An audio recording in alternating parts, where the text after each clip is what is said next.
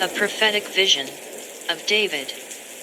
I saw an angel faced one more, flanked by two, hard-faced yet unwary. Hello David, it has been too long, and yet great and soon, to meet you. It is a great pleasure to meet you too, brothers.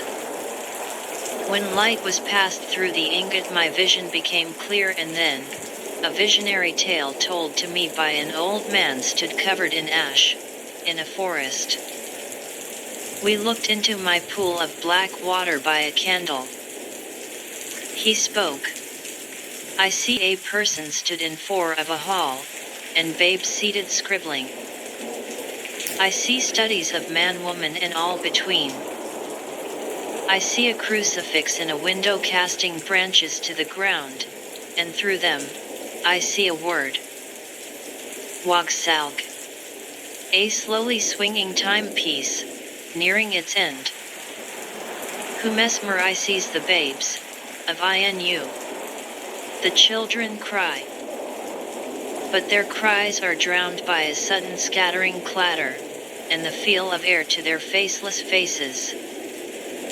An ink cloud of ravens breach to the skies and caw, but they have already been trapped, made immortal as an ambrotype, as I capture their light in my battered black iron and glass telescope. The neon god goes to ground, heart beating, but nay, doesn't catch sight that the angels were always watching. The surface of that inky black shudders like a dying breath of a long-known foe. Long before the crunch of our footsteps alerted the ravens, the candle was blown out, and all that remained was smoke. I peered over his shoulder and into the ink. I saw a verse, inverted, and I reached for my looking glass to write its meaning. It said, "The words of the preacher, the son of David, king in Jerusalem. Vanity of vanities, saith the preacher, vanity of vanities, all is vanity. What profit hath a man of all his labor which he taketh under the sun? One generation passeth away, and another generation cometh, but the earth abideth forever. The sun also ariseth, and the sun goeth down, and hasteth to his place where he arose. The wind goeth toward the south, and turneth about unto the north, it whirleth about continually, and the wind returneth again according to his circuits. All the rivers run into the sea, yet the sea is not full, unto the place from whence the rivers come, thither they return again. All things are full of labor, man cannot utter it, the eye is not satisfied with seeing, nor the ear filled with hearing. The thing that hath been, it is that which shall be, and that which is done is that which shall be done, and there is no new thing under the sun. Is there anything whereof it may be said, See, this is new? It hath been already of old time, which was before us. There is no remembrance of former things, neither shall there be any remembrance of things that are to come with those that shall come after. I the preacher was king over Israel and Jerusalem. And I gave my heart to seek and search out by wisdom concerning all things that are done under heaven. This sore travail hath God given to the sons of man to be exercised therewith. I have seen all the works that are done under the sun, and, behold, all is vanity and vexation of spirit. That which is crooked cannot be made straight, and that which is wanting cannot be numbered.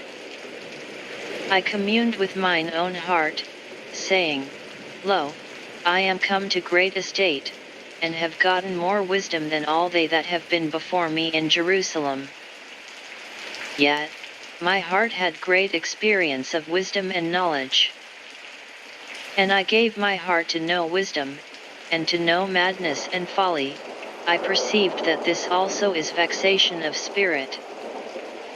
For in much wisdom is much grief, and he that increaseth knowledge increaseth sorrow. I recoiled and stamped at a black serpent, aiming to smite my heel. The old man cackled and took my hand, pulling me to face him. The old man told me a joke. "Knock knock, David. Who's there?" "Drive, David." "Doctor Who?" "Drive. We would like to talk to you about mesmerism, and the babes on the chairs, and who looks out for them, in the presence of the wolves in sheep's clothing?" I replied, "The angels." We bellowed with laughter, me and my father. 162 of a downturned thumb. How they cried, when all was done. And I fell backward, laughing tear, into the moss and leaves. And even the woodcutters caught my smile. A poem of the moon for the souls of the lost and lunaticked. You cannot destroy what you cannot see. And when you see me, there are at least 23 OBRVIG the OP in a church called EYOY, Do Sour Dreams Trouble Me? Scrying, also known by various names such as seeing or peeping, is the practice of looking into a suitable medium in the hope of detecting significant messages or visions. The objective might be personal guidance, prophecy, revelation, or inspiration, but down the ages, scrying in various forms also has been a prominent means of divination or fortune-telling. It remains popular in occult circles, discussed in many media, both modern and centuries old. A gleaming false Christ felt the hair on thy neck stand ready, like the light-filled soldiers in its dreams, and turned ashen-faced. But them they were gone, as if they were never even there. Exhaled, and only the scent of their offerings once being remained. Haunted like a ghost stood in a graveyard, crying for the breast of its mother. But its mother turned her back in shame. She clutched her belly and sighed for a second, but the first had soured her soil. As I drifted towards my animal, I looked up and saw the angels, legions, descend on the pool of water, carrying papyrus and scribe. And I lamented for the ravens do their judgment, as bellowed a voice like a trumpet, "Woe, woe to the inhabitants of earth." The old man shouted after me, as I turned to tell the time.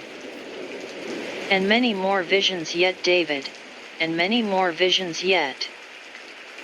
I hit snooze on my alarm clock to deaden the siren's wailing, and shut my eyes tight to catch after him, but he was gone. I swung my legs to meet the floor and stumbled through the hall. I clicked on the light and peered into my bathroom mirror. There before me stood a Peregrine falcon, IB blue and white, and over its top, a cloak of raven feathers, plucked from the back of the dead and dying. I fell to my knees and found myself back in the forest. I drew up a stick. Into the earth I scraped a bitter phrase. Down with the sickness. I was disturbed. And then, all about me, legions of angels were smashing the ravens, and their lifeblood spattered across my face. Though my knees were rushed by a river of tears, I cried not. The blood remained until it cracked and fell like ash.